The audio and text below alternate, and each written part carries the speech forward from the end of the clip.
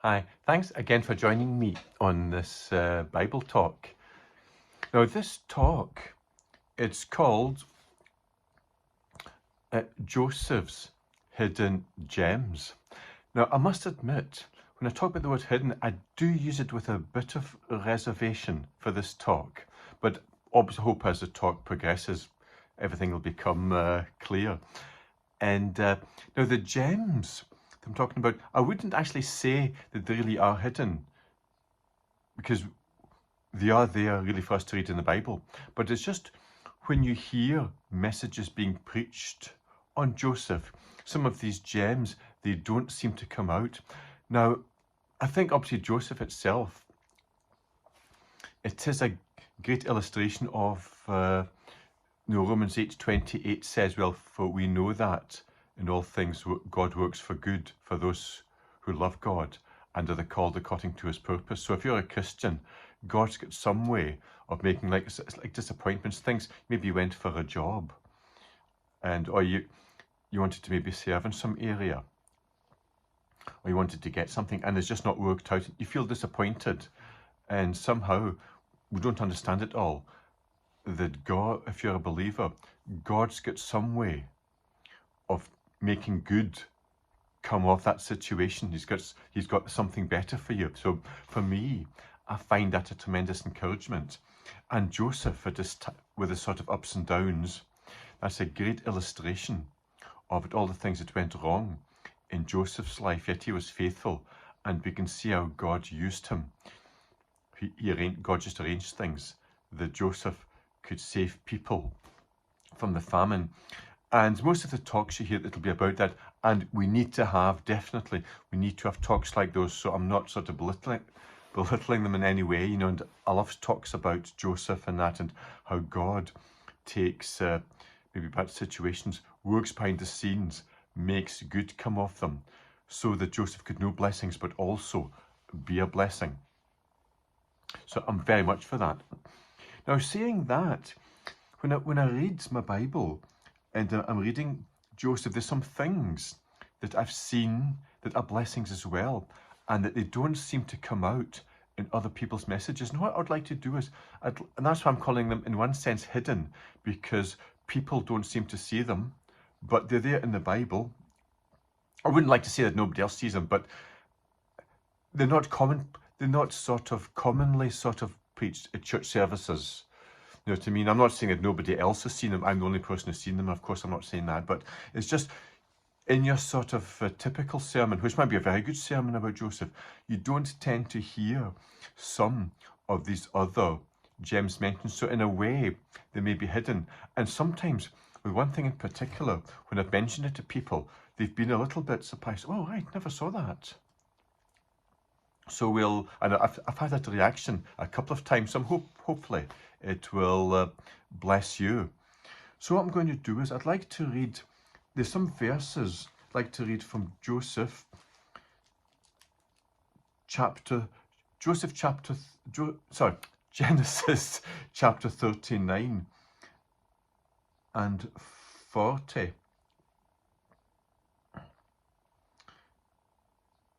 Right, so 39 verses 1 to 4.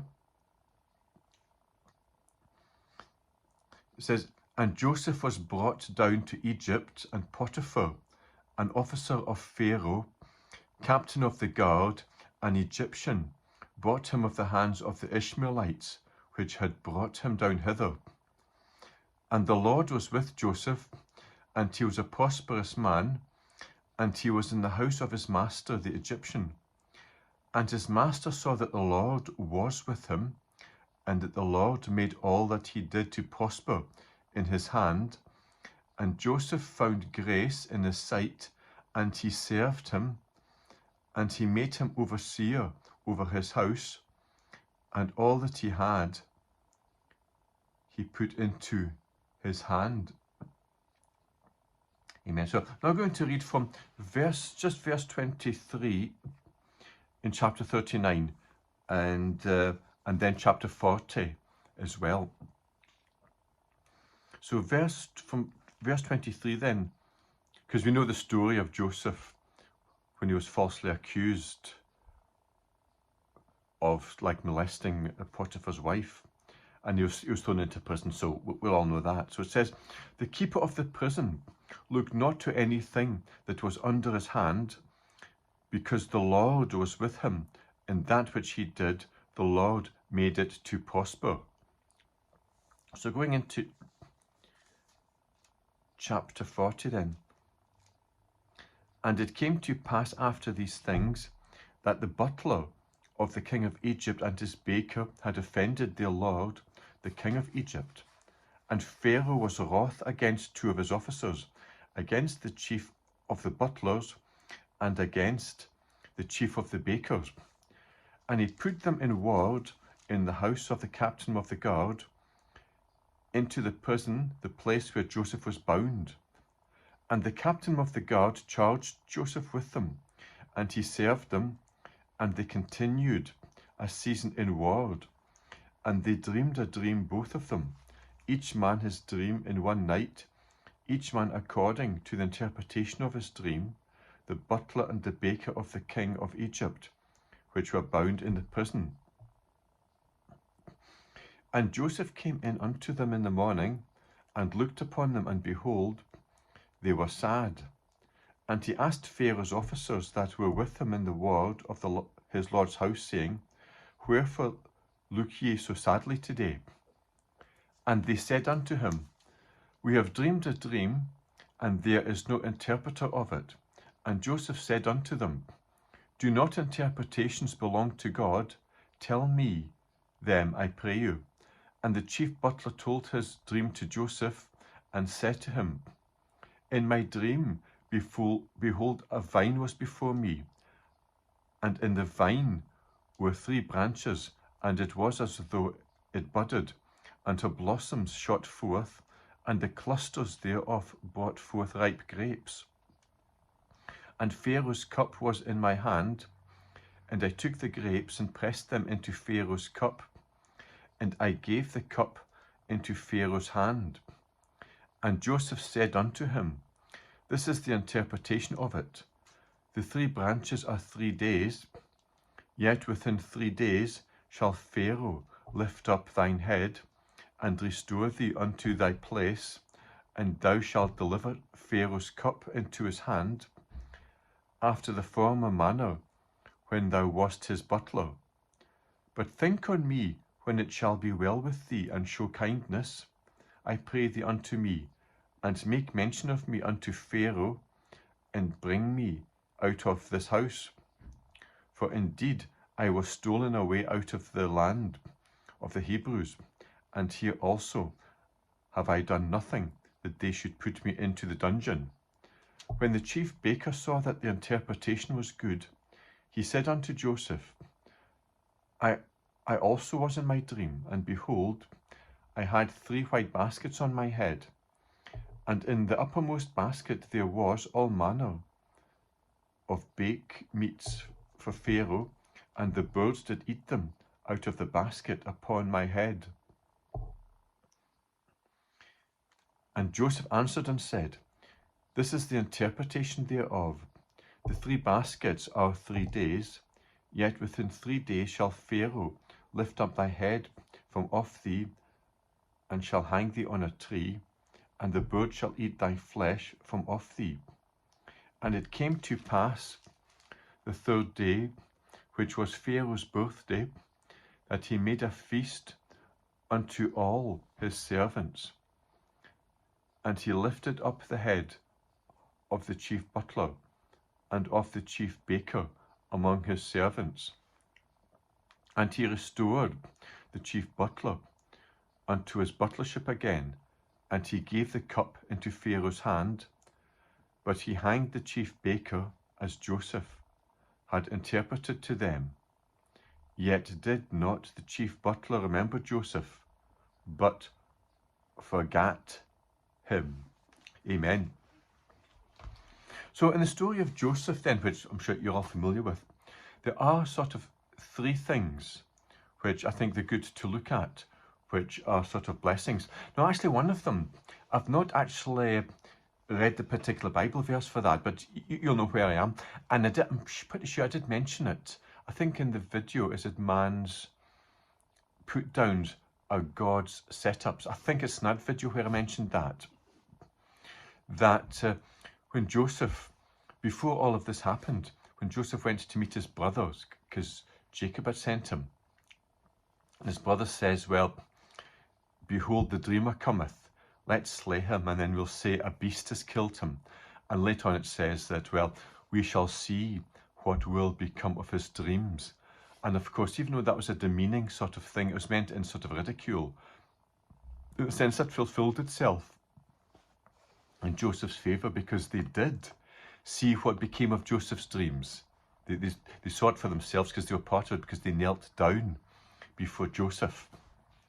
So that's the first sort of blessing, that maybe when people ridicule you, God sees the bigger picture, and if you're faithful to God, he will bless you. So the ridicules, they don't matter.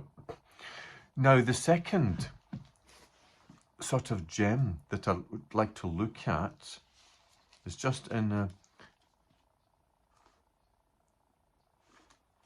end of 39, because it's sorry,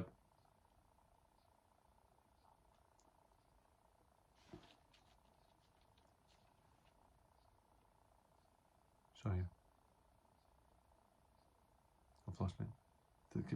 Yeah, talks about the keeper of the prison looked so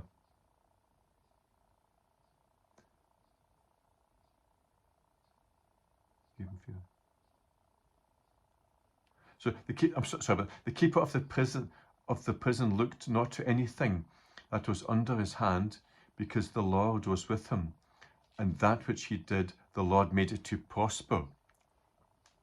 And in the first 4 verses, 39, it talks about Joseph, what he did. The Lord was with him in Potiphar's house, and he was a prosperous man. And his master saw that the Lord was with him, and that the Lord made all that he did to prosper in his hand. So what we have here is in Potiphar's house and then in prison. In these few verses, the word prosper, it's mentioned 3 times. And it's obviously in the context of prospering, what you do. Now, obviously when you talk about prosper, too many Christians think, well, the prosper, they just associate that with obviously the wrong teaching that becoming a Christian, it's all about claiming a new house, making lots of money. Now, of course, it's wrong, because if your heart is just after making lots of money, if that's what you're interested in, if that's your primary focus, the Bible talks about the deceitfulness of wealth. And then you find people like that, they're not really interested in prayer or reading the Bible, going to church, because they're just completely consumed with self and making money. So they say, oh yeah, we're not into all this prosperity. Now, okay, it's correct that you shouldn't be into all this sort of self-indulgence, but prosperity, it is actually a biblical principle when you think of it as prosperity with purpose. Because it talks about, he was a prosperous man, but that's in the context. He was in the house of his master, the Egyptian. And the Lord made all that he did to prosper in his hand. So that Joseph, he did prosper in Potiphar's house in terms of what he did. Yeah, and he served him. So Joseph, he was serving Potiphar, so he prospered in actually serving. And then later on, it talks about when Joseph was thrown into prison, that he said, yeah, because Joseph, he served the chief baker. He served the chief baker and the butler. But then in verse 23 of 39, it says, the keeper of the prison looked not unto anything that was under his hand, because the Lord was with him, and that which he did, the Lord made it to prosper. So again, it's in the context of what Joseph did. So let's not be afraid of when we're right with God, when we have serving attitudes, when we're wanting to do things for God, because God, it's all part of God's plan and God's, well, in a sense, for our situation, it's like God laid it on our hearts. It's a bit different for Joseph. I don't think God laid it on Joseph's heart to go to prison, but he had, he had ordained it all. But obviously, I believe God had laid it on Joseph's heart to be a servant and to do good. So let's not be afraid of prospering when it's prosperity with purpose and helping others. So that's the sort of the second gem. Now, the third gem here is we have the situation with the baker, the chief butler and the baker. Now, the chief butler, that speaks of wine, and the baker, that speaks of bread. So the baker and the butler, that is a picture of the communion. Now, with the bread, when you take the bread, Jesus says, well, this is my body, which was broken for you. So remember that the bread, that now ties in with the chief baker who was to be executed. Jesus said, this is my body, which is broken for you. And then the butler, the chief butler, that speaks of the wine. Jesus says, well, this wine, this is the New Testament in my blood. So the chief butler, he was to get a new start. He was to get his job back again. That's kind of like the new covenant, finding grace. And then, of course, Joseph talked about this is all going to happen in 3 days. So obviously Jesus, he was like sort of dead and buried for 3 days. He talks about, well, he would rise again after 3 days. And then also the butler asked Joseph, sorry, it's the other way around. Joseph asked the butler to remember him. He said, well, please remember me to Pharaoh. And of course, the chief butler, he did remember Joseph to Pharaoh, but it was after quite a long time. And I suppose possibly in that time, God was working in Joseph's life. So we have the remembering. So we take the communion, the bread and the wine, to remember Jesus. Let's do that. So in the picture, in the story of Joseph, it's a great picture of God's providence. But let's not forget about these extra gems that God, he wants you to prosper in what you do. If people ridicule you, yet it doesn't matter. God, like Joseph's brother said, we'll see what will become of his dreams. And it's almost like when David's brother said, you're only here to see the battle. Well, David, he did more than see the battle, didn't he, after he slew Goliath? So the ridicules, that can just be God, they can be God's setups. Note that it's not wrong to prosper. If you prosper with purpose, you're looking to serve, and then you can just know God's blessing. And in the baker and the butler, let's see the picture of communion. Because you have God's ultimate, God saved them, the people, from the famine in Egypt and around the world. But let's see further to God's redemptive purposes in Jesus. The bread and the wine, they speak of that. And then even Joseph, he sort of asked, didn't he say that God's going to meet you and then take my bones out of here? So Joseph could see beyond that sort of situation. He could see the ultimate blessings for the nations of Israel. And then hopefully he could, I don't know how much he saw of the ultimate redemption in Jesus, but God certainly saw it all. So God sees the bigger picture. So let's all just be blessed from the Bible. And thanks for following me on this Bible talk. And God bless you.